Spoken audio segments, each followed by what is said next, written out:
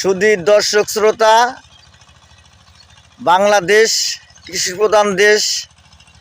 এই যে একজন মানুষ, এই যে মুন্সি মানুষ, সে কিন্তু একজন ভালো শিক্ষিত মানুষ।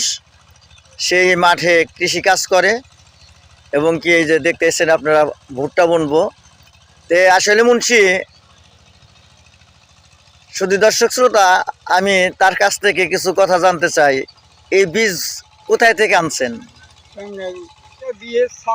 ও আচ্ছা, বিএস সামাত এই বীজটা দিছে। খুব উন্নত মানের বীজ। দেখুন আপনারা কিভাবে রোপণ করতে হয়।